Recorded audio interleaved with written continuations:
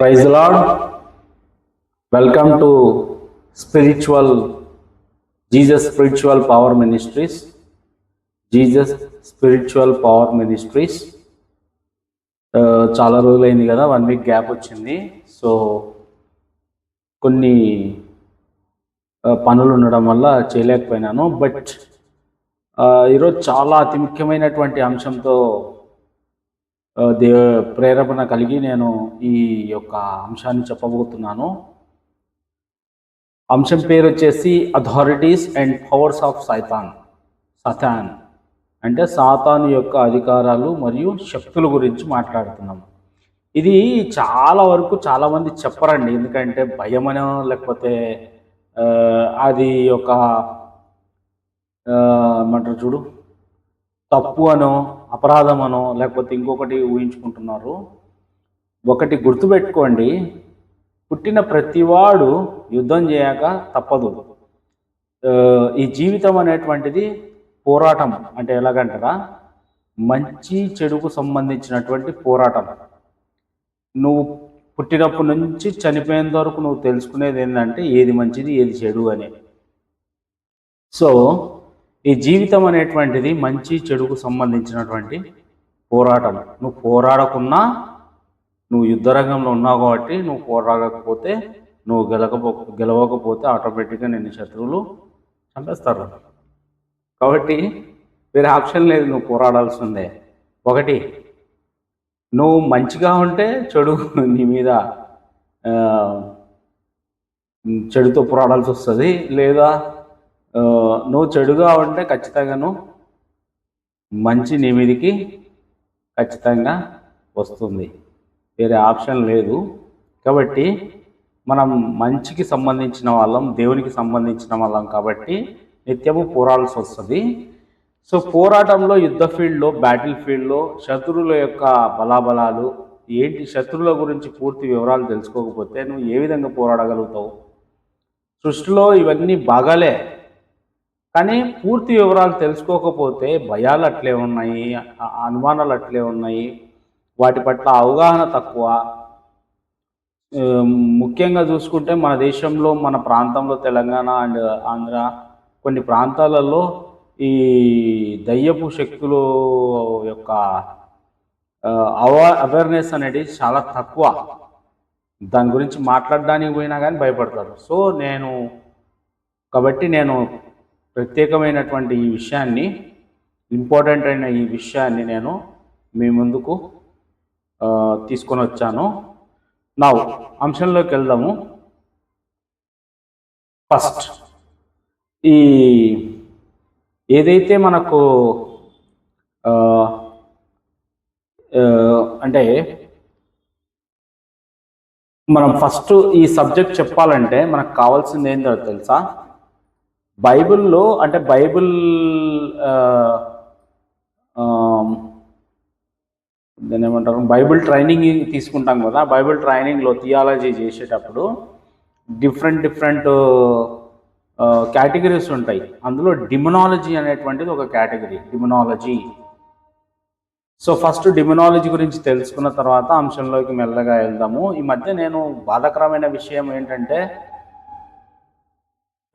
యేసుక్రీస్తు దేవుడు కాదు, భిక్షమెత్తుకున్నాడు, ఆయనకు నిత్యత్వం అనేటువంటిది అదొక భిక్ష, అడుక్కు తిన్నాడు.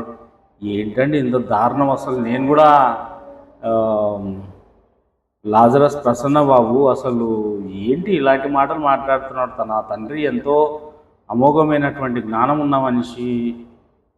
నేను కూడా చాలా పుస్తకాలు కొనుక్కున్నా, నేను ఎప్పటికీ ఉన్నాయి నా ఇంట్లో, చదువుతూ ఉంటా అప్పుడప్పుడు. ఇలాంటి మాటలు తండ్రి కుమార పరిశుద్ధాత్మ గురించి నేను కూడా వీడియో చేసినాను, చూడండి ఒకసారి.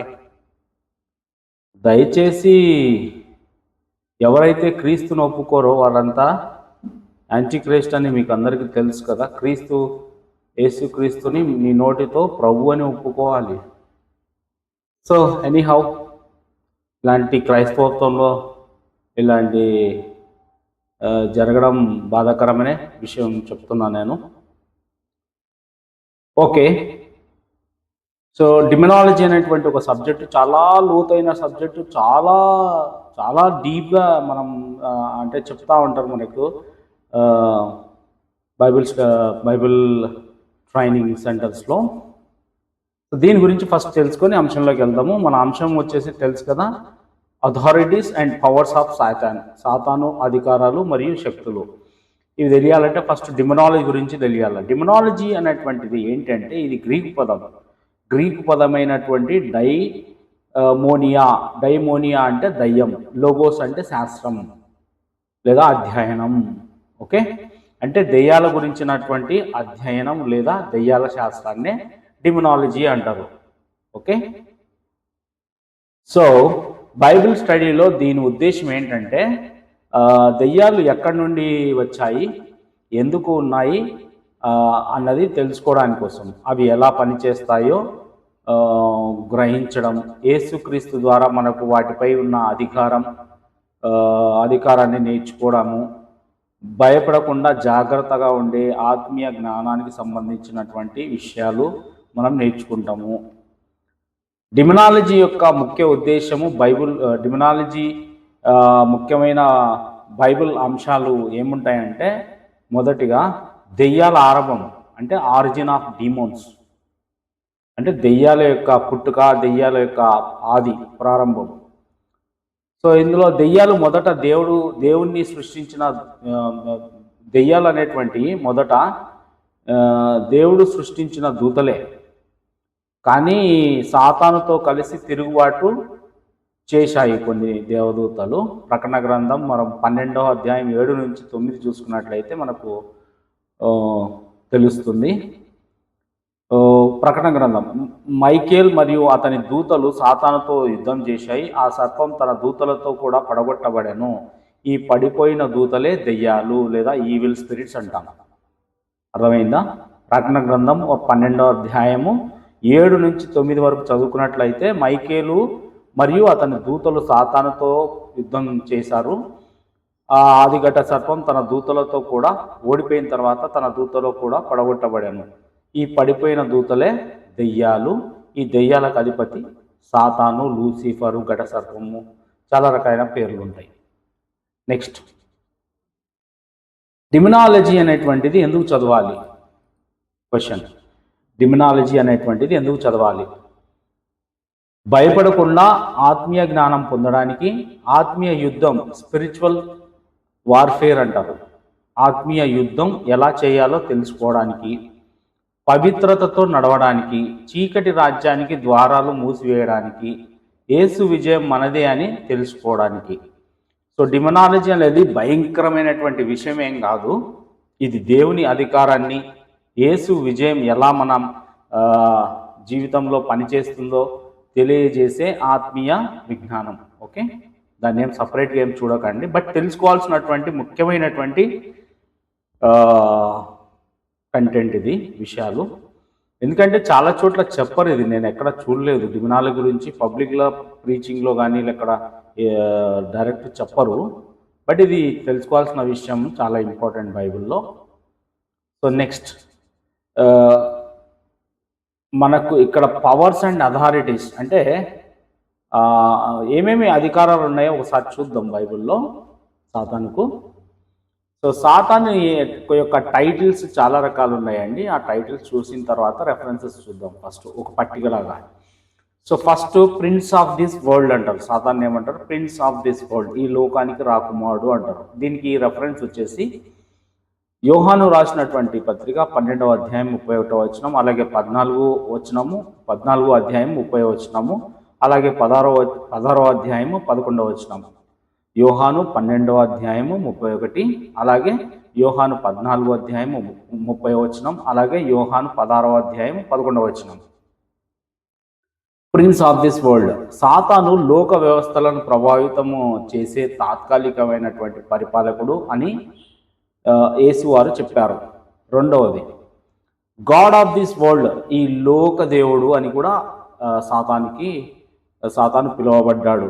దీనికి రెఫరెన్స్ వచ్చేసి 2 కొరింథీ 4వ అధ్యాయము 4వ వచనంలో, ఇంగ్లీష్లో చూసుకుంటే ఇంగ్లీష్లో క్లియర్గా ఉంటుంది. In there case the god of this world అని ఉంటుంది. The god of this world has blinded the minds of the unbelievers. God of this world. Okay, అవిశ్వాసులను సత్యం నుండి దూరంగా ఉంచడానికి సాతాను వారి మనసులకు గుడ్డితనం కలిగజేస్తాడని ఉంటుంది. అందులో 2 కొరింథీ 4:4 god of this world has blinded. God of this world has blinded. Next prince of the power of the air. Prince of the power of the air, వాయుమండల సంబంధమైన అధిపతి అని అతని పేరు. దీనికి రెఫరెన్స్ వచ్చేసి ఎఫ్ఎసీలకు రాసినటువంటి పత్రిక 2:2 చూసుకున్నట్లయితే, మీరు వాటిని చేయిచు వాయుమండల సంబంధమైన అధిపతిని అనగా అవిధేయులైన వారిని ఇప్పుడు ప్రేరేపించు శక్తికి అధిపతిని అనుసరించి ఈ ప్రపంచ ధర్మం చొప్పున మునుపు నడుచుకుంటుంది. ఓకే, సో అతను కనిపించని రాజ్యంలో ఆధ్యాత్మిక దుష్టత్వాన్ని మరియు దయ్యాల శక్తులను పరిపాలిస్తున్నాడు అనే విషయం గమనించండి. నెక్స్ట్ రూలర్ ఆఫ్ డార్క్నెస్, చీకటి సామ్రాజ్యం యొక్క అధిపతి, రూలర్ ఆఫ్ డార్క్నెస్. ఎఫెసీయులకు రాసినటువంటి పత్రిక 6:12 చూసుకున్నట్లయితే, ఏలైనగా మనం పోరాడినది శరీరులతో కాదు కానీ ప్రధానులతోనూ అధికారులతోనూ ప్రస్తుత అంధకార సంబంధులకు లోకనాథులతోనూ ఆకాశ మండలమందున్న దురాత్మల సమూహములతోనూ పోరాడుచున్నాము. అంటే చీకటి, మోసం మరియు పాపంలో పనిచేసే దెయ్యాల సోపాన క్రమాన్ని, అంటే హైరార్చీ అంటారు, కానీ హైరార్చీ నియంత్రిస్తుంది అన్నమాట. తర్వాత ద టెంపర్, అంటే సాధారణ ఏమంటారు, టెంపర్ అంటే శోధకుడు, టెంప్టర్ శోధకుడు. మత్తయి సువార్త 4:3 ఆ శోధకుడు ఆయన యుద్ధకు వచ్చి, నువ్వు దేవుని కుమారుడవైతే రాళ్ళు రొట్టెలగునట్లు ఆజ్ఞాపించుమనని అంటాడనమాట. దీనికి రెఫరెన్స్ దేవునికి వ్యతిరేకంగా పాపం చేసేలా మానవులను శోధిస్తాడనమాట. సో అందుకని శోధకుడు అంటారు. అక్యూజర్ ఆఫ్ బ్రదరన్, సోదరులపై నింద మోపేవాడు. రెఫరెన్స్ ప్రకటన గ్రంథం 12:10 దేవుని ముందు విశ్వాసులను నిరంతరం నిందిస్తూ ఉంటాడు. దేవుని ముందు విశ్వాసులను నిరంతరం నిందిస్తూ ఉంటాడు. నెక్స్ట్ డిసీవర్ ఆఫ్ నేషన్స్, దేశాలను మోసగించేవాడు. రెఫరెన్స్ ప్రకటన గ్రంథం 20:3 చూసుకున్నట్లయితే, భూమి నలుదిశలందు జనసమూహం లెక్క సముద్రపు ఇసుకల వల్లే ఉన్న గోగు మాగోగు అను వారిని మోసపరిచి వారిని యుద్ధమునకు పోగు చేయటకు వాడు బయలుదేరాను. అంటే దేశాలను మొత్తం మోసం చేస్తాడనమాట. అబద్ధాలు, తప్పుడు మతం మరియు తిరుగుబాటు ద్వారా దేశాలను తప్పుదారి పట్టిస్తుంటాడు. అలాగే మర్డరర్ అండ్ లయర్, నరహంతకుడు మరియు అబద్ధికుడు. దీనికి సంబంధించినటువంటి రెఫరెన్స్ యోహాను సువార్త 8:44 చూసుకున్నట్లయితే, మీరు మీ తండ్రి యగు అపవాది సంబంధులు, మీ తండ్రి దురాశలు నెరవేర్చుకోరుచున్నారు. ఆది నుండి వాడు నరహంతకుడై సత్యమందు నిలిచినవాడు కాదు, వాని యందు సత్యమేమీ లేదు. వాడు అబద్ధమాడినప్పుడు తన స్వభావమును అనుసరించి మాట్లాడును. వాడు అబద్ధికుడును అబద్ధమునకు జనకుడై ఉన్నాడు. మోసం మరియు ఆత్మీయ మరణానికి ఇది మూలం. తర్వాత ద డ్రాగన్ లేదా సర్పెంట్ అనేటువంటి ఆదిగడ్డ సర్పం ఇట్లా. సో దీనికి సంబంధించినటువంటి రెఫరెన్స్ ప్రకటన గ్రంథం 12:9 అలాగే ఆదికాండం 3:1 కాగా సర్వలోకమును మోసపుచ్చుచు అపవాదనియు సాతాననియు పేరుగల ఆది సర్పమైన ఆ మహాఘట సర్పము పడద్రోయబడెను. ఓకే, ఇవి టైటిల్స్ అండి, కేవలం ఇవి సాతానికి ఇచ్చినటువంటి టైటిల్స్. Okay, next. సో నేను ఒక క్వశ్చన్ అడుగుతున్నాను. ఏంటి ఆ క్వశ్చన్ అంటే, మంత్రాలకి చింతకాయలు రాలుతాయా? బాగుంది కదా, ఇది సామెత కూడా అంటారు కదా, అట్లా మంత్రాలకు చింతకాయలు రాలుతాయా? ఒకసారి చూద్దాం. బైబిల్ ప్రకారంగా మంత్రాలు, జాదు, తంత్రాలు, ఇంకా చాలా పేర్లు ఉన్నాయి. వాటికి ప్రకృతి మీద అంటే చెట్లు, జంతువులు, వర్షం, గాలి మొదలైనవి ఎలాంటి అధికారం లేదా శక్తి వాటికి లేదు. మంత్రాలకి అంటే చెట్ల మీద, జంతువుల మీద, వర్షము, గాలి మొదలైన వాటి మీద ఎలాంటి అధికారము మంత్రాలకు లేదా జాదు తంత్రాలు వీటికి లేవు. బైబిల్ ఏం చెబుతుందంటే నిర్గమకాండం 20 అధ్యాయం 11వ వచనంలో యెహోవా ఆకాశమును, భూమిని, సముద్రమును, వాటిలో ఉన్న సమస్తమును సృజించెను. ఆయన సృష్టికర్త, ఆయనకు మాత్రమే ఆ సృష్టి మీద ఆయనకు అధికారం ఉంటుంది. సృష్టి ఆయన మాట వింటుంది. ఆయన చిత్తము గాక మిగిలినది ఏదియూ జరగదు. యెషయా గ్రంథము 46వ అధ్యాయం 10వ వచనంలో ఆయన చిత్తము గాక మిగిలినది ఏదియూ జరగదని క్లియర్గా ఉంది. 10వ వచనం చూసుకుంటే నా ఆలోచన నిలుచుననియు నా చిత్తమంతయు కొనేదననియు చెప్పుకొనుచు ఆది నుండి నేనే కలగబోవు వాటిని తెలియజేయుచున్నాను, పూర్వకాలం నుండి నేనే ఇంకా జరుగు వాటిని తెలియజేయుచున్నాను అని స్పష్టంగా తెలియజేస్తున్నాడు దేవుడు. కాబట్టి అన్నిటినీ సృష్టించిన సమస్తము ఆయన మాట మాత్రమే వింటది. అంటే ప్రకృతిలో జరిగే ప్రతి కార్యం దేవుని చిత్త ప్రకారమే జరుగుతుంది.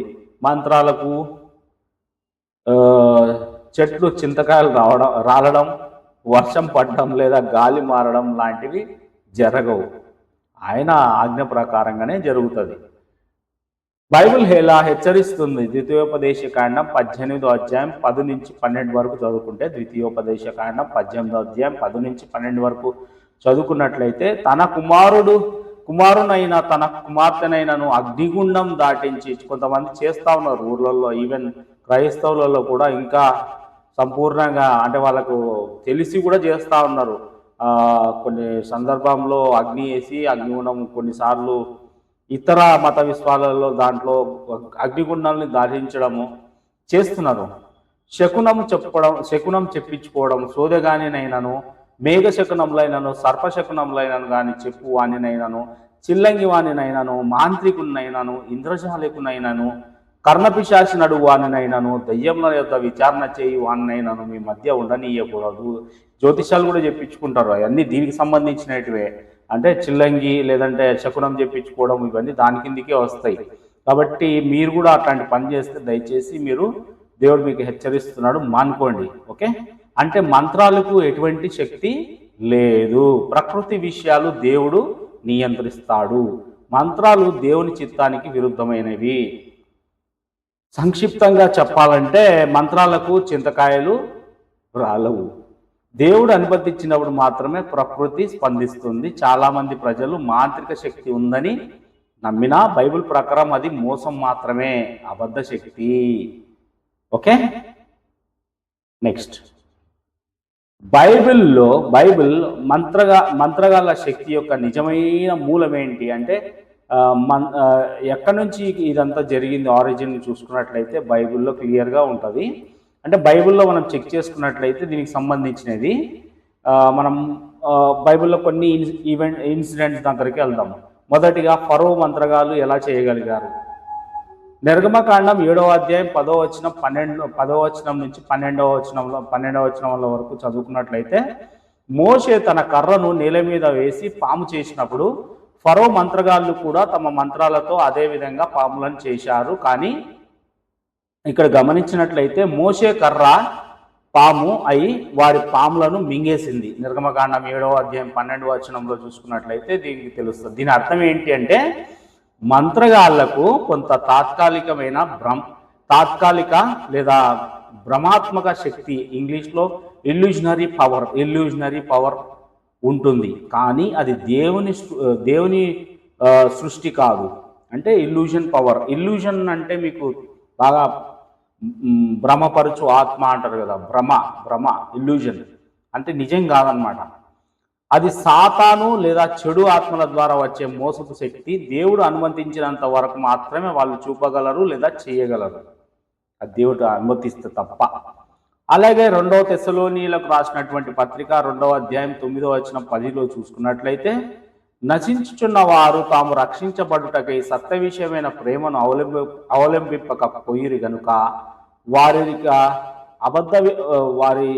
వారి రాక అబద్ధ విషయమైన సమస్త బలముతోనూ నానా విధములైన సూచక క్రియలతోనూ సైన్స్ మహత్కార్యములతోనూ దుర్నీతిని పుట్టించు సమస్త మోసముతోనూ, దుర్నీతిని పుట్టించు, నీతి కాదు దుర్నీతిని, చెడు దుర్నీతిని పుట్టించు సమస్త మోసముతోనూ నశించుచున్న వారిలో అంటే నాశనమవుతున్న వారిలో సాతాను కరపరచు బలమును అనుసరించి ఉండును. అర్థమవుతుందా? నశించుచున్న వారిలో సాతాను కరపరచు బలము అంటే మంత్రగాళ్ళ శక్తి, అబద్ధ చిహ్నాలు, సైన్స్, నిజమైన సృష్టి కాదు. అవి కేవలం మోసమే. జాదు చేస్తారు కదా, మోసం, కనికట్టు విద్యలు అవే. నెక్స్ట్ ఇంకొక సిచ్యువేషన్ చూసుకుంటే పౌలు ఒక మంత్రగాన్ని ఎదుర్కొంటాడు అనమాట. అది ఒకసారి చూద్దాము. అపొస్తలుల కార్యము 13వ అధ్యాయము 8వ వచనం నుంచి 11వ వచనం వరకు చూసుకున్నట్లయితే, వారు ఆ ద్వీపం అంతటా సంచరించి పాఫు అనే ఊరిలో వచ్చినప్పుడు గారిడి వాడును అంటే మాంత్రికుడు లేదా మెజిషియన్ అంటాము, అబద్ధ ప్రవక్తయునైన బర్ యేసు అని ఒక యూదుని చూచిరి. ఇతడు వివేకము గలవాడై సెర్గి పౌలు అను అధిపతి యొద్ద నుండెను. అతడు బర్నబాను సౌలును పిలిపించి దేవుని వాక్యము వినగోరెను. అయితే ఎలూమా ఆ అధిపతిని విశ్వాసం నుండి తొలగింపవలనని యత్నం చేసి వారిని ఎదురించను. ఎలూమా అను పేరునకు గారడివాడు అని అర్థం. పౌలు పవిత్రాత్మతో నిండిపోయి అతనిని చూచి అన్నాడు ఈ విధంగా. పౌలు పరిశుద్ధాత్మతో నిండిపోయి అతన్ని చూచి ఇలా అన్నాడు. అతని తేరు చూచి 10వ వచనం, అతని తేరు చూచి సమస్త కపటంతో సమస్త దుర్మార్గంతో నిండిన వాడా, అపవాది కుమారుడా, సమస్త నీతికి విరోధి, నీవు ప్రభు యొక్క తిన్నని మార్గంలో చెడగొట్టుట మానవా? ఇదిగో ప్రభువు తన చెయ్యి నీ మీద ఎత్తి ఉన్నాడు. నువ్వు కొంతకాలం గుడ్డివాడవై సూర్యుని చూడకుండు అని చెప్పాను. వెంటనే మబ్బును చీకటియు అతన్ని కమ్మెను గనుక అతడు తిరుగుతూ ఎవరైనా చెయ్యి పట్టుకొని నడిపించురా అని వెతుకుచుండాను. మరియు వెంటనే అతడు కనుగుడ్డు వాడయ్యాను. దీని అర్థం ఏంటంటే, మాంత్రికుడు తన చెడు ఆత్మల శక్తి ఉపయోగించాడని కాదు. ఆయన అంటే అతను లోపల తన యొక్క సాతాను అతనిలో ఉంది కాబట్టి ఈవిల్ స్పిరిట్స్ శక్తి ప్రదర్శించాడు అనమాట, అడ్డుకొని సొంతంగా. అలాగే రాజైన సౌలు లేదా మంత్రకత్వ ద్వారా సమూయేలును పిలుచుట, అది విద్యకు సంబంధించిన శక్తి లేక ఇంకా వేరే ఏమైనా ఉంటుందా అని చూసుకుందాం. 1 సమూయేలు 28వ అధ్యాయము 12వ వచనము నుంచి 14 వరకు చదువుకున్నట్లయితే, సౌలు రాజు తెలుసు కదా, ఇశ్రాయేల్ రాజు, మొదటి రాజు.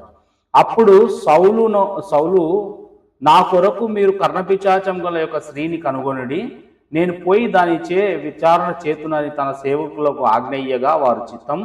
ఎందోరులో కర్ణపిశాచము గల ఒకటి ఉన్నదని అతనితో చెప్పిరి. కాబట్టి సౌలు మారువేషం ధరించి వేరుబట్టలు తొడుక్కొని 2 మనుషులను వెంటబెట్టుకొని పోయి రాత్రి వేళ ఆ స్త్రీ యొద్దకు కర్ణ పిశాచము ద్వారా నాకు శకునం చెప్పి నాతో మాట్లాడుటకై నేను నీతో చెప్పు వానిని రప్పించమని కోరగా, ఆ స్త్రీ, ఇదిగో సౌలు చేయించినది నీకు తెలిసినది కదా, కర్ణపిశాచము గలవారిని చిల్లంగి వారిని అతడు దేశంలో ఉండకుండా నిర్మూలం చేశాను కదా, నీవు నా ప్రాణం కొరకు ఉరి ఎగ్గి నాకు మరణమేళ రప్పింతువు అని అతనితో అనెను. అందుకు సౌలు, యెహోవా జీవము తోడు, దీనిని బట్టి నీకు శిక్ష ఎంత మాత్రమును రాదని యెహోవా నామమున ప్రమాణము చేయగా, ఆ స్త్రీ నీతో మాట్లాడుటకై నేను ఎవరిని రప్పింపవలనని అడగగా, అతడు సమూయేలును రప్పింపవలనని ఆ స్త్రీ సమూయేలును చూచినప్పుడు బిగ్గరగా కేకవేసి, నీవు సౌలువే, నీవు నన్నెందుకు మోసపుచ్చితివని సౌలుతో చెప్పగా, రాజు, నీవు భయపడవద్దు, నీకు ఏమి కనబడినదని ఆమెను అడగగా, ఆమె దేవతలలో ఒకడు భూమిలో నుండి పైకి వచ్చుట నేను చూస్తున్నాను. అందుకు అతడు ఏ రూపంలో ఉన్నాడని దాన్ని అడిగినందుకు, అది దుప్పటి కప్పుకొని నా ముసలివాడైనప్పుడు పైకి వచ్చుతున్నాడనగా, పౌలు సౌలు అతడు సమూయేలు అని తెలుసుకొని సాగిలపడి నమస్కారం చేశాను. ఇక్కడ చూసినట్లయితే ఈమె వచ్చేసి సమూయేలు చూచినప్పుడు బిగ్గరగా కేక వేసింది, భయపడింది. ఎందుకంటే ఎప్పుడూ అలా జరగలేదన్నమాట. మోసపుచ్చుచున్నట్టు అందరినీ మోసపుచ్చుచు అవన్నీ ఏం జరగవు అన్నమాట. అది సడన్గా కనిపించే లోపల భయపడింది అనమాట. భయపడి ఇది నిజంగాంటే జరిగింది కాబట్టి ఇది ఈ కార్యము దేవునికి సంబంధించినటువంటి వ్యక్తి కాబట్టి సౌలు అప్పుడు గుర్తుపడుతుంది సౌలుని. సో ఇక్కడ కూడా అది ఆ స్త్రీ అసలు ఆ స్త్రీకి అతీంద్రియ శక్తి ఉందా? లేదు కదా. దేవుడు మౌనంగా ఉన్నందున సౌలు నిరాశతో ఆమెను వెతికాడు. బైబిల్ స్పష్టంగా సమూయేలు కనిపించాడని చెబుతుంది, కానీ ఆ స్త్రీ దానికి కారణమని చెప్పడం లేదు. పండితులు లేదా స్కాలర్స్ యొక్క వివరణ ఏంటంటే ఆ సంఘటన దేవుని సార్వభౌమ చర్య, స్త్రీ స్వంత శక్తి కాదు అని అంటారు. దేవుడు తన సందేశాన్ని అందించడానికి ఆ స్త్రీని ఒక సాధనంగా ఉపయోగించుకొని ఉండొచ్చు. కాబట్టి సౌలు ఒక మాధ్యమాన్ని ఉపయోగించడానికి ప్రయత్నించినప్పటికీ దేవుడు దాన్ని నిషేధించినాడు. వాస్తవమైన ఆధ్యాత్మిక ప్రత్యక్షత ఆమె మంత్ర విద్య నుండి కాదు, దేవుడి నుండి వచ్చింది. 1 సమూయేలు 2:6 జనులను సజీవులుగాను, అంటే దీన్ని అర్థం చేసుకోవడానికి 1 సమూయేలు 2:6 2వ అధ్యాయం 6వ వచనం, జనులను సజీవులుగాను మృతులలో నుండి జనులను సజీవులుగాను మృతులను గాను చేయువాడు యెహోవాయే, పాతాళమునకు పంపుచు అందులో నుండి రప్పించువాడు ఆయనే. సో అర్థమవుతుంది కదా క్లియర్గా ఈ వచనాన్ని బట్టి. తర్వాత నెక్స్ట్ బర్యేసు అనే మాంత్రికుడు పేరు ఎలిమా. సో అపోస్తుల కార్యములు 13వ అధ్యాయము 8వ వచనం 8వ వచనం నుంచి 10వ వచనం చూసుకున్నట్లయితే కానీ బార్యేసు అనే మాంత్రికుడు పేరు ఎలిమా వారిని ఎదిరించి ప్రొక్యురేటర్ విశ్వాసం పొందకుండా అడ్డుకుంటాడనమాట. ప్రొక్యురేటర్ అంటే రోమన్ పౌర చట్టాన్ని నిలుపుకున్న దేశాలలో న్యాయస్థానంలో ఇతరులకు ప్రాతినిధ్యం వహించే ఒక ఏజెంట్ అనమాట. సో అడ్డుకొనెను అంటే ఏమిటి దాని అర్థం అంటే ఈ పదానికి గ్రీకు మూల పదము యాంటిస్టమీ అడ్డుకొనడం అర్థం. ఎదురుగా నిలబడి వ్యతిరేకించడం, అడ్డుకోవడం, దారి మళ్లించడం. అంటే ఇది మాంత్రిక శక్తి వలన కాదు, తన మాటలతో, ప్రభావంతో, వాదనలతో సత్యాన్ని విని రక్షించబడకుండా అడ్డుకున్నాడు. కానీ దేవుని ఆత్మ, పవిత్ర ఆత్మ శక్తి ఎక్కువగా ఉండడం వల్ల పౌలు అతనిని పనిని ఆపివేశాడు. బైబిల్ నేర్పే విషయము, మాంత్రికులు దేవుని సత్యానికి వ్యతిరేకంగా ప్రజలను మాటలతో భయపెట్టి మోసాలతో అడ్డుకుంటారు. కానీ ఆ దేవుని ఆత్మ వారికి మించి ఉంటుంది. బైబిల్లో మంత్రశక్తి చేత ఎవరైనా చంపబడ్డారా? చాలా ఇంపార్టెంట్ క్వశ్చన్ అండి. చాలా ఇంపార్టెంట్ టాపిక్స్, దయచేసి జాగ్రత్తగా మీరు పరిశీలించండి. అంటే జాగ్రత్తగా ఒక్కొక్క వచనాలను మీరు క్లియర్గా వింటూ ఉండండి. బైబిల్లో మంత్రశక్తి చేత ఎవరైనా చంపబడ్డారా? మంత్రాలతో పీడిపోబడి. బైబిల్లో ఎక్కడా మంత్రగాడు తన మంత్రశక్తితో ఎవరిని చంపినట్టు దాఖలా లేదు. మంత్రగాళ్ళు చెడు ఆత్మల సాయంతో మోసపూరితమైన సూచనలు, దృష్టి భ్రమలు, భయపెట్టే కృత్యాలు చూపగలిగారు, కానీ జీవం లేదా మరణం మీద శక్తి వారికి లేదు. అంటే భ్రమపరచడం మాత్రమే. అంటే ఇప్పుడు మెజిషియన్ చేస్తారు కదా, కనికట్టు విద్య అంటారు దాన్ని. అంటే రియల్ ఏమి ఉండదు, అదొక ట్రిక్స్ అనమాట. తర్వాత భయపెట్టే కృత్యాలు, ఆ బొమ్మలు చూడడము, కుర్రలు చూపించడము, అవన్నీ విచిత్రమైన వేషధారణ ఇవి అన్నమాట. కారణం బైబిల్ చెబుతుంది, ప్రాణం తీయు అధికారం యెహోవాకే కలదు. ద్వితీయోపదేశ కాండం చూసుకున్నట్లయితే 32-39 యెహోవా చంపును, యెహోవా బ్రతికించును. ఆ విషయం బాగా గుర్తుపెట్టుకోండి. 1 సమూయేలు అలాగే 2వ అధ్యాయం 6వ వచనంలో చూసుకుంటే జనులను సజీవులుగాను మృతులను గాను చేయువాడు యెహోవాయే, పాతాళమునకు పంపుచు అందులో నుండి రప్పించువాడు కూడా ఆయనే. అంటే జీవం మరియు మరణం దేవుని చేతిలో మాత్రమే ఉంటాయి. ఏ మంత్రగాడికి, దెయ్యానికి ఆ అధికారము లేనే లేదు. అలాగే ఇంకొక ఇన్సిడెంట్ చూసినట్లయితే సీమోన్ మాంత్రికుడు, అపోస్తుల కార్యము 8వ అధ్యాయం 9వ వచనం 24 వరకు చదువుకుందాము. సీమోను అను ఒక మనుష్యుడు లోగడ ఆ పట్టణంలో గారడి చేయించు తానెవరో యొక్క గొప్పవాడని చెప్పుకొనుచు సమరయ జనులను విభ్రాంతి పరచుచుండెను, ఆశ్చర్యపరచుచుండెను.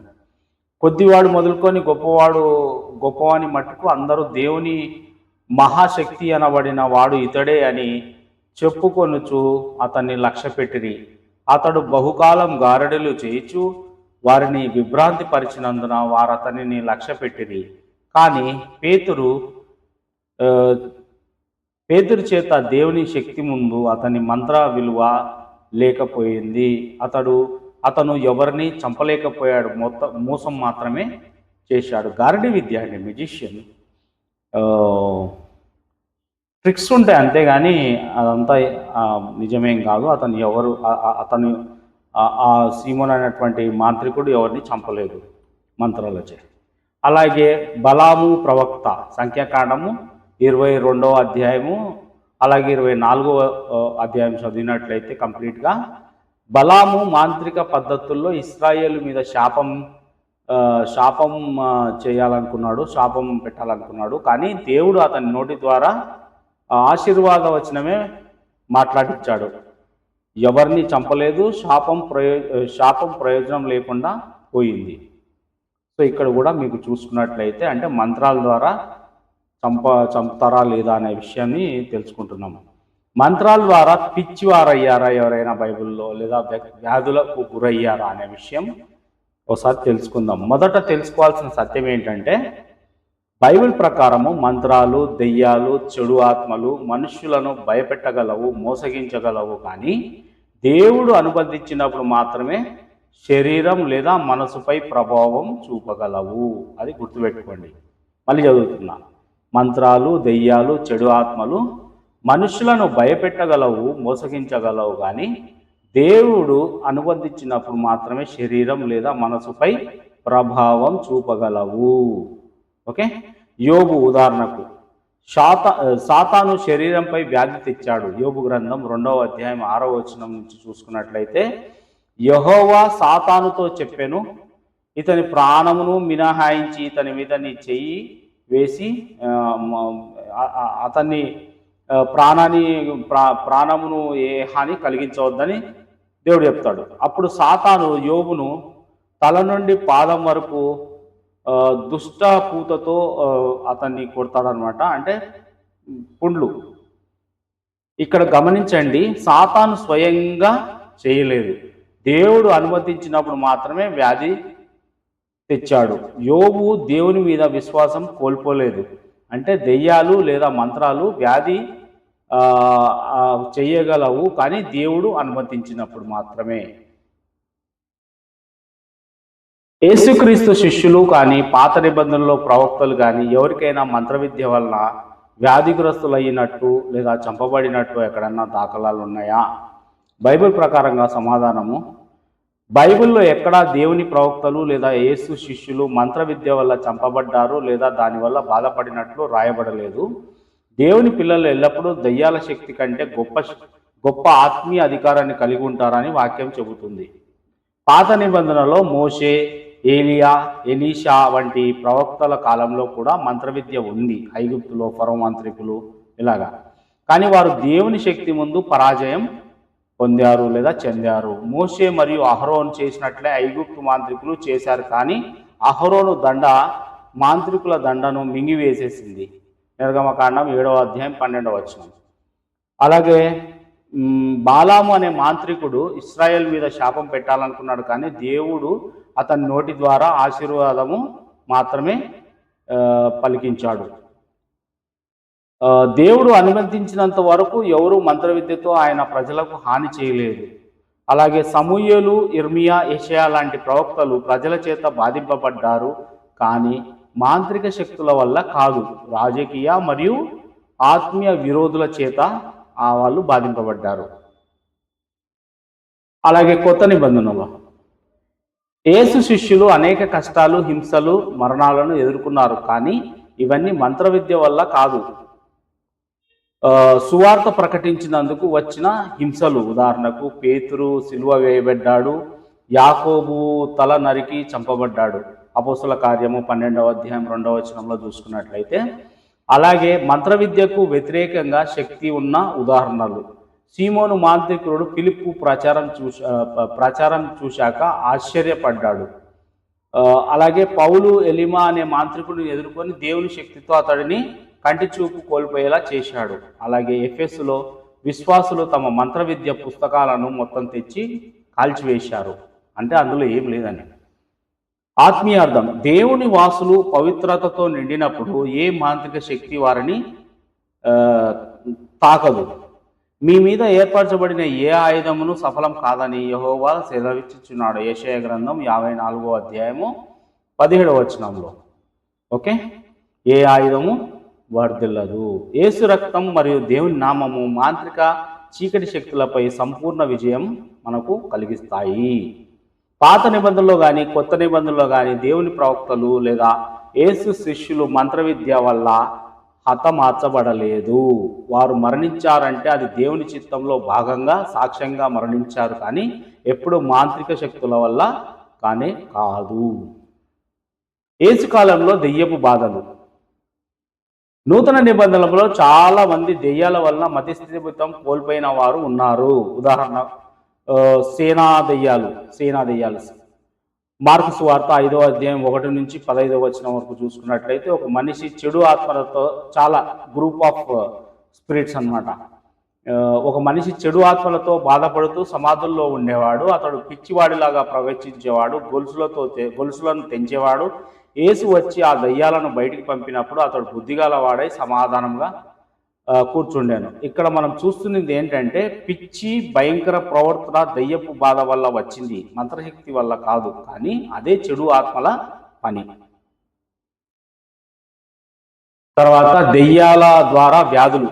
లూకాసు వార్త 13వ అధ్యాయం 11 నుంచి 13 వరకు చూసుకున్నట్లయితే, లూకాసు వార్త 13వ అధ్యాయం 11 నుంచి 13 చూసుకున్నట్లయితే, ఒక స్త్రీ 18 సంవత్సరాల నుంచి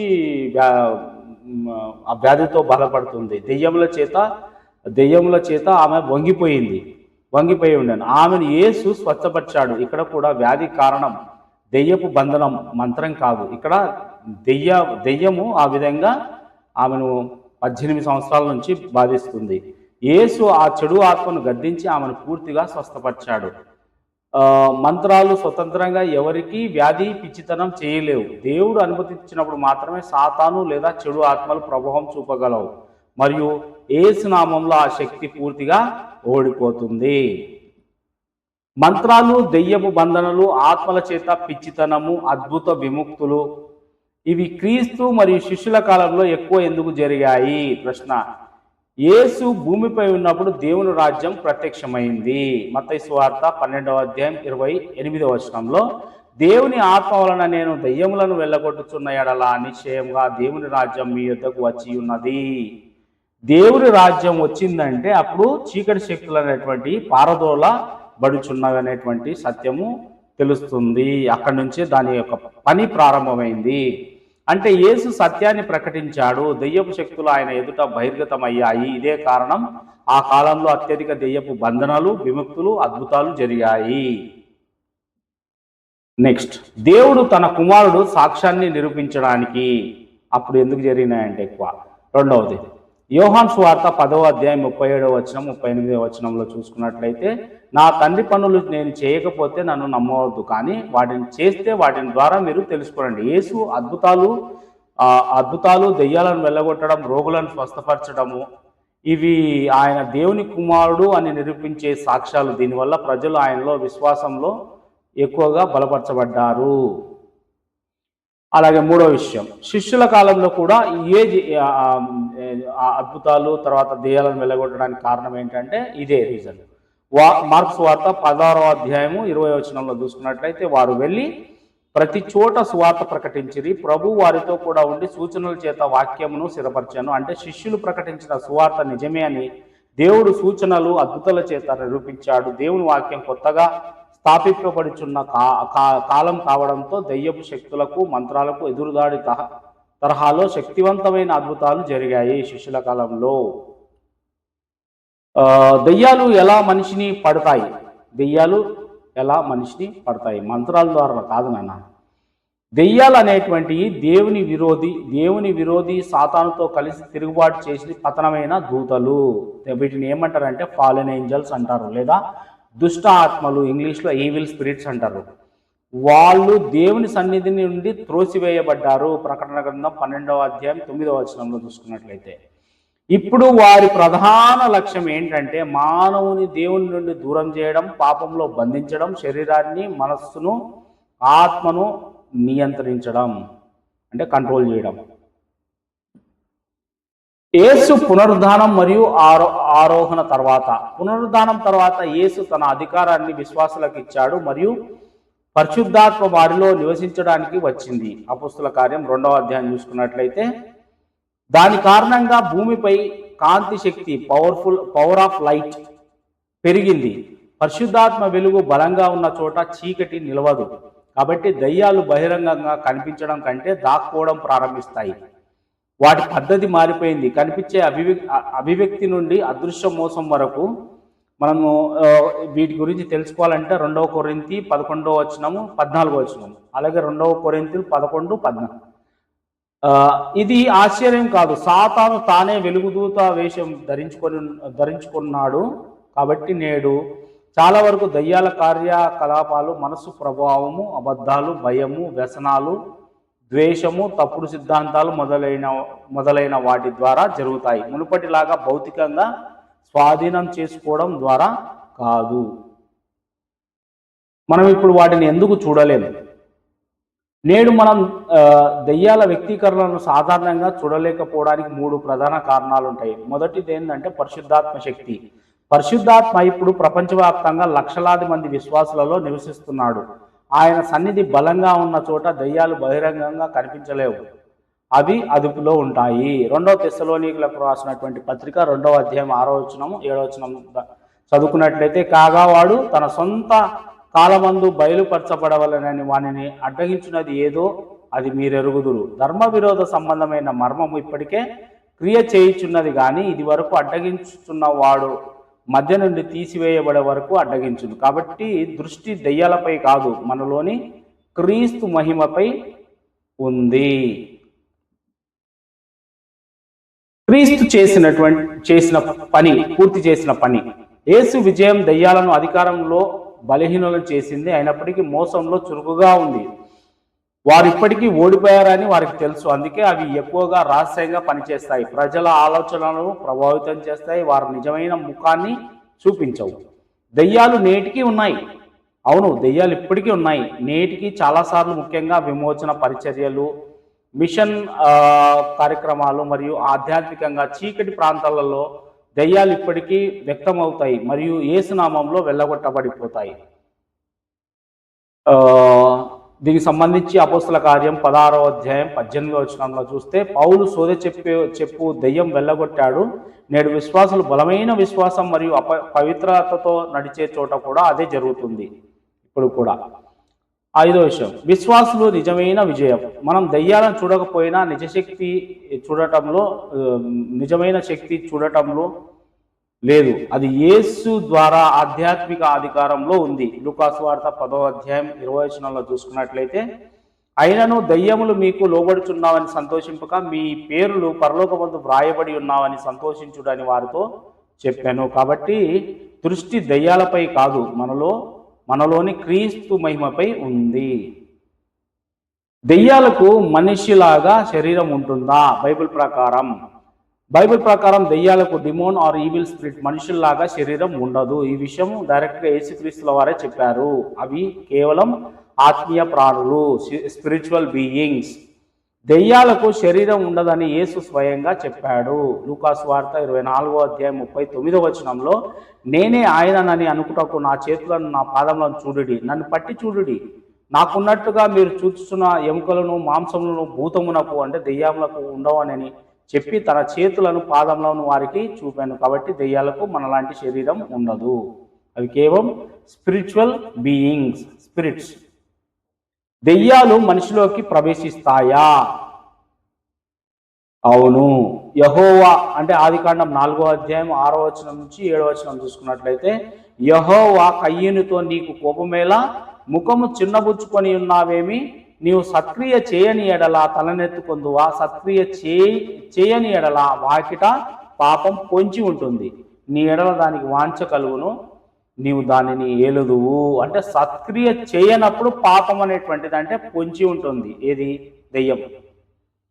సో నీవు మంచి చేయకపోతే పాపం వాకిట దాగి ఉంటుంది. అంటే పాపం అనేది తలుపు దగ్గర దాక్కొని దాడి చేయడానికి వేచి ఉన్న అడవి జంతువులుగా చిత్రీకరించబడింది. అంటే మీరు కోపం, అసూయ లేదా అవిధేయత తద్వారా ఇతర పాప పనులు చేయడం వల్ల తలుపు తెరిచినటువంటి అన్నమాట. ఆ పనులు చేస్తే పాపం ప్రవేశించి మిమ్మల్ని నియంత్రిస్తుంది, కంట్రోల్ చేస్తుంది. దాని కోరిక నీ మీద ఉంది, కానీ నువ్వే దానిని ఎల్లుతావు. పాపం మీపై ఆధిపత్యం చెలాయించాలని కోరుకుంటుంది, కానీ దేవుడు దానిని పరిపాలించే అధికారాన్ని మీకు ఇచ్చాడు మొదటగా. సో మనకు ఇక్కడ తెలుసుకోవాల్సిన విషయం ఏంటంటే, నువ్వు సత్క్రియ చేయని ఎడల వాకిట పాపం పొంచి ఉంటుంది అనే విషయం గుర్తుపెట్టుకోండి. ఎలా దయ్యాలు దూరుతాయి అనేటువంటి విషయం. కానీ అవి శరీరంలో నివసించగలవు. మత్తయి సువార్త 12:43 నుంచి 45 చూసుకున్నట్లయితే, మత్తయి సువార్త 12వ అధ్యాయం 43 నుంచి 45, అపవిత్రాత్మ ఒక మనిషిని వదిలిపోయిన తర్వాత అది విశ్రాంతి వెతుకుచూ నీరు లేని చోట తిరుగుచుండాను. విశ్రాంతి దొరకనందున వదిలివచ్చిన నా ఇంటికి తిరిగి వెళ్ళొద్దని అనుకొని వచ్చి ఆ ఇంట ఎవరూ లేక అది ఊడ్చి అమర్చి ఉన్నట చూచి వెళ్ళి తనకంటే చెడ్డవైన మరి 7 దెయ్యములను వెంటబెట్టుకొని వచ్చాను. అవి దానిలో ప్రవేశించి అక్కడనే కాపురం ఉండాను. అందుచేత ఆ మనుష్యుని కడపడ స్థితి మొదటి స్థితి కంటే చెడ్డదగును. అలాగే ఈ దుష్టతరం వారికి సంభవించను. అంటే అవి స్వతహాగా శరీరం లేని ఆత్మలని, కానీ మనుష్య శరీరంలో నివసించాలనే కోరిక కలిగి ఉంటాయి. అందుకే వాటిని పొసెసింగ్ స్పిరిట్స్ అంటారు. అంటే చూస్తున్నారు కదా వాక్యాలు క్లియర్గా. పంది దేహంలోకి వెళ్ళిన సంఘటనలు.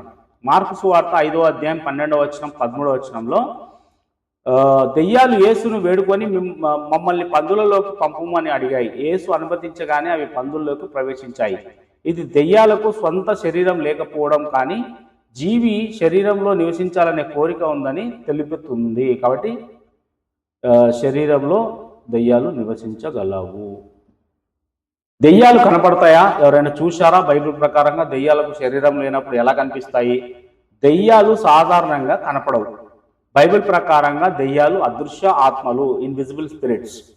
ఎఫెసీయులకు రాసినటువంటి పత్రిక 6వ అధ్యాయం 12వ వచనంలో, ఎలాగనగా మనం పోరాడునది శరీరులతో కాదు. శరీరులతో అంటే మాంసము ముద్ద కలిగినటువంటి ఫ్లెష్ కలిగినటువంటి వాళ్ళు, శరీరులతో కాదు. కానీ అంటే శరీరాలతో కాదు, మనం శరీరం ధరించుకున్నాం కదా, మనం కాదని, ప్రధానులతోనూ అధికారులతోనూ ప్రస్తుత అంధకార సంబంధులకు లోకనాథులతోనూ ఆకాశ మండలమందున్న దురాత్మల సమూహములతోనూ పోరాడుచున్నాము. చూడండి ఎంతమందో ఈ ఈవిల్ స్పిరిట్స్. ఇక్కడ స్పష్టంగా చెబుతుంది, ఇవి ఆత్మలతో ఉన్న దుష్ట శక్తులు. అంటే మన శరీర కళ్ళతో సాధారణంగా అవి కనిపించవు, కానీ దేవుడు అనుమతిస్తే అవి రూపం తీసుకుంటాయి. ఎలాగంటే ఇల్యూజన్ లేదంటే విజన్ రూపంలో కనిపిస్తాయి అవి. కొన్ని సందర్భంలో దేవుడు అనుమతిస్తే దెయ్యాలు భ్రమ లేదా దృశ్య రూపంలో కనిపిస్తాయి. మొదటి సమయాలు 28వ అధ్యాయము 12వ నుంచి 14 చూసుకున్నట్లయితే, సౌలు ఒక మాంత్రికుల ద్వారా సమూయేలు ఆత్మను పిలిచాడు. నీకేం కనపడిందని ఆమెను అడగగా, ఆమె దేవతలలో ఒకడు భూమిలో నుండి పైకి వచ్చుట నేను చూస్తున్నాను, అందుకు అతడు ఏ రూపంలో ఉన్నాడని తను అడిగినందుకు, అది దుప్పటి కప్పుకొని ముసలివాడు ఒకడు పైకి వచ్చుచున్నాడనగా, సౌలు అతడు సమూయేలు అని తెలుసుకొని సాగిలపడి నమస్కారం. ఇక్కడ వాస్తవానికి దేవుడు అనుమతించి ఆత్మరూపాన్ని చూపించాడే కానీ ఇది ఒక దృష్టాంత రూపం, దర్శనం అంటారు. నిజంగా చెప్పాలంటే నిజమైన శరీర రూపం కాదు, శరీరంతో రాలేదు. నెక్స్ట్,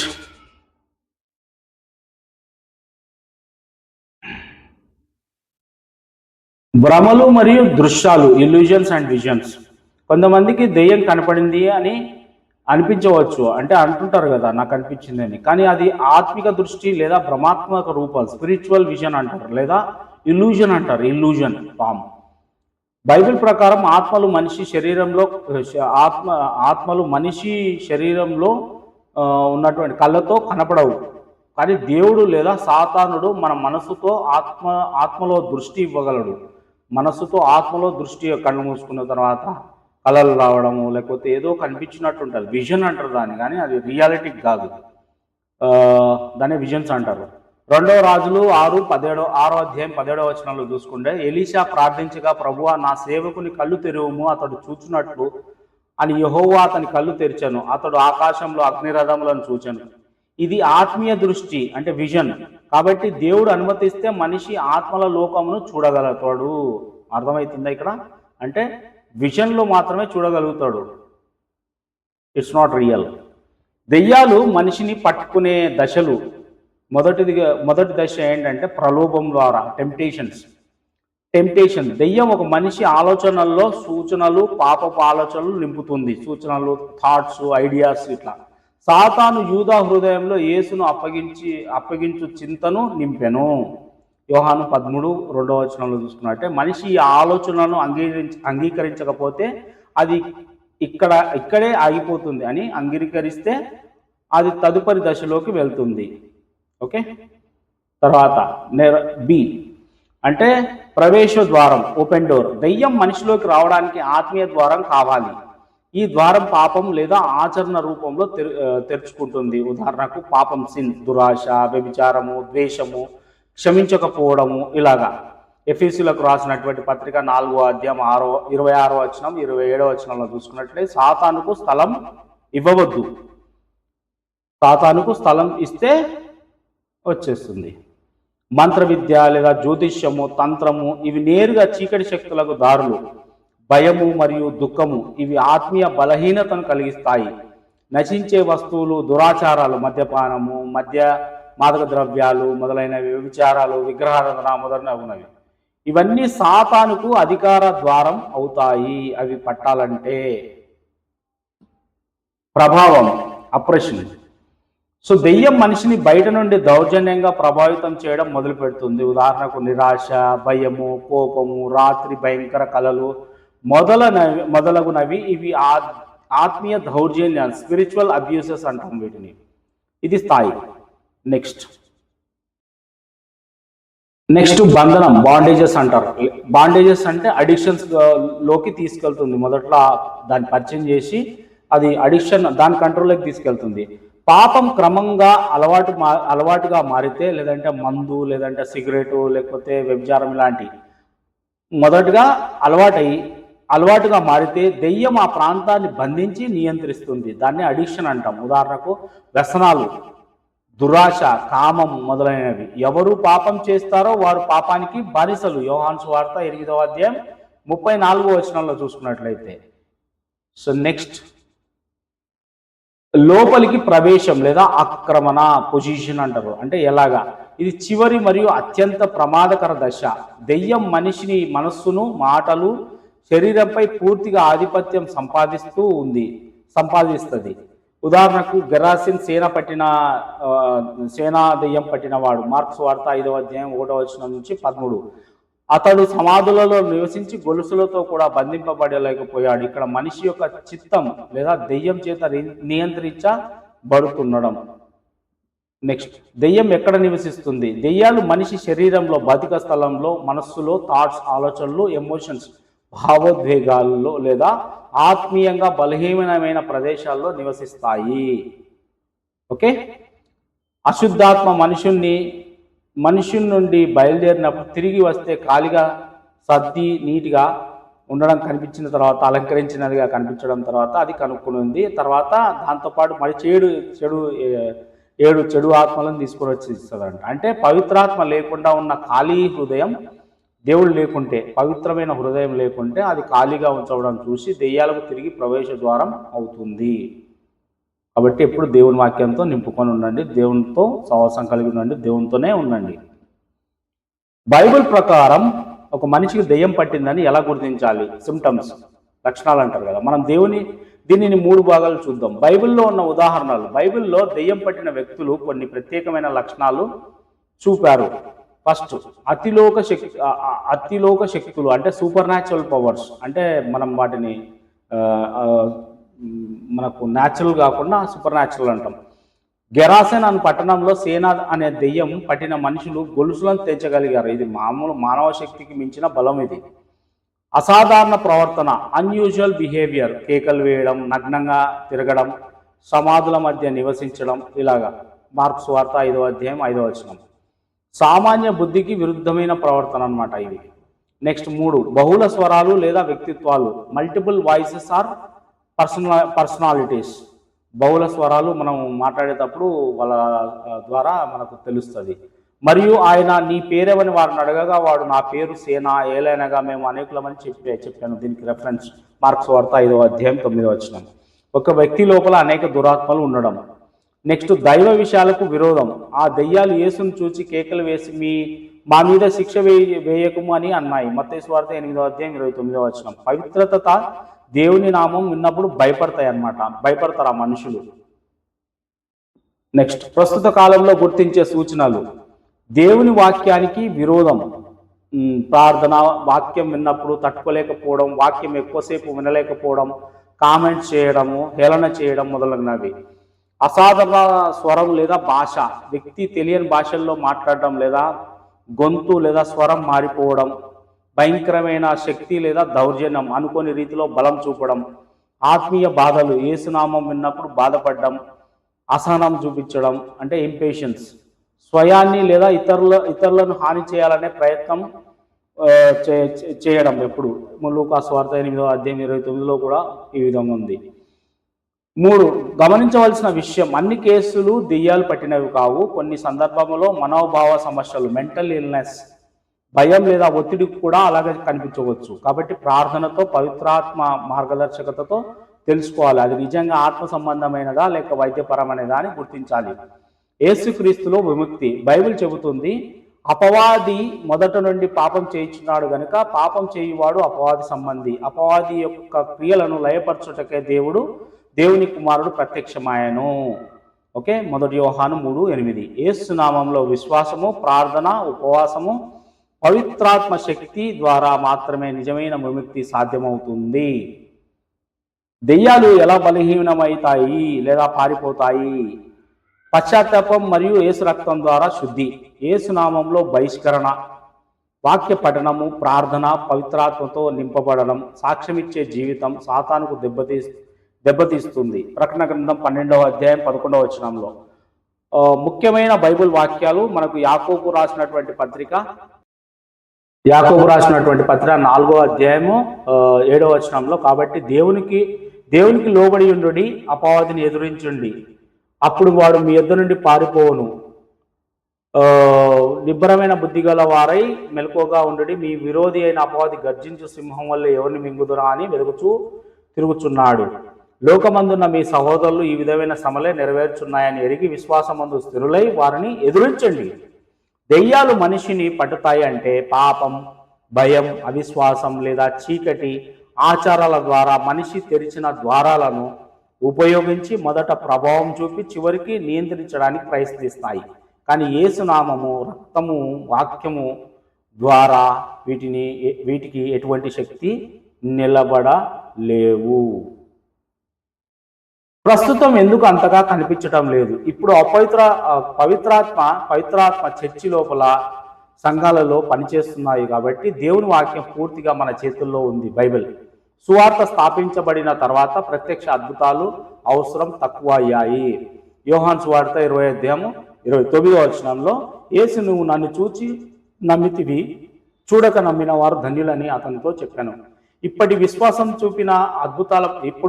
విశ్వాసము చూసేటటువంటి అద్భుతాల మీద కాదు కానీ వాక్యంపై మరియు పవిత్రతపై ఆధారపడి ఉంటుంది. శక్తి ఉండకపోయినా ఈ పనులు పాపం మరియు అసహ్య క్రియగా పరిగణించబడతాయి. దేవుడు అసహ్యపడడం యొక్క కారణం నైతిక, ఆధ్యాత్మిక విలువలకు విరుద్ధమైన పనులు. మనం భయపడకుండా అటువంటి పని దూరంగా ఉండాలి, దేవుని ఆజ్ఞను పాటించాలి. బైబిల్లో మంత్రాలు, మీడియంస్, మాధ్యమాలు, విచ్ క్రాఫ్ట్, బ్లాక్ మ్యాజిక్ డీటెస్టబుల్ అంటే అసహ్యమైనవని పేర్కొంటాయి. ద్వితీయోపదేశకాండం 18వ అధ్యాయం 10వ వచనం నుంచి 12వ వచనం, అలాగే లేవియకాండము 19వ అధ్యాయం 31వ వచనం అసహ్యమైనవని పేర్కొంటుంది బైబిల్. భవిష్యత్తులో ప్రకటన గ్రంథంలో ప్రకటన 21వ అధ్యాయం 8వ వచనంలో చూసుకున్నట్లయితే మంత్రగాళ్ళు అగ్నిగంధక సరస్సు అంటే లేక్ ఆఫ్ ఫైర్ అంటారు, పడవేయబడుదురు. ఎవరెవరు? మంత్రగాళ్ళు, అలాగే మరణం కూడా. ఇది రెండవ మరణం, అంటే దేవుని రాజ్యంలో వారికి స్థానం లేదని స్పష్టంగా తెలియజేస్తుంది. చివరి శాశ్వత మరణం నరకం. Thank you. ఇప్పుడు చెప్పినటువంటి విషయాల్లో ఎవరైనా కానీ దయచేసి భయపడకండి.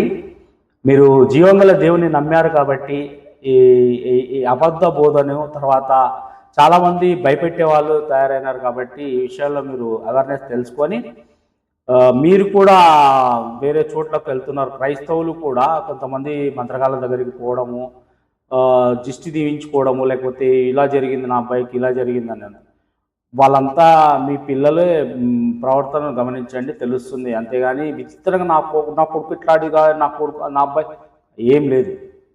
వాళ్ళకు చిన్నగా అడిక్షన్లోకి వెళ్ళాలి. ఫస్ట్ ఆ అడిక్షన్ ద్వారా ప్రార్థించండి, వాళ్ళ కోసం ఉపవాసం ఉండి ప్రార్థన చేయండి. యేసునామంలో అన్నీ వెళ్ళిపోతాయి. కాబట్టి నీలో ఉన్నవాడు నీవాడు అద్భుతకరుడు, ఆశ్చర్యకరుడు దేవుడైన దేవాది దేవుడు. మీరెందుకు భయపడుతున్నారు? కాబట్టి నా ఛానల్ని సబ్స్క్రైబ్ చేసుకోండి, అలాగే షేర్ చేయండి. ఏమైనా ఉంటే కామెంట్స్ పెట్టండి. నేను కూడా నేర్చుకుంటా ఉన్నాను కాబట్టి నేనేమంత గొప్ప దైవజనుడు నేను కాదు. మీ ఊర్లో ఎక్కడన్నా సువార్తలు ప్రకటించడానికి అవకాశం ఉంటే దయచేసి పిలవండి. దేవుని వాక్య విషయంలో, దేవుని రాజ్య విషయంలో, సువార్త విషయంలో మీరు కూడా పాలిభాగస్తులుగా చేరండి దయచేసి.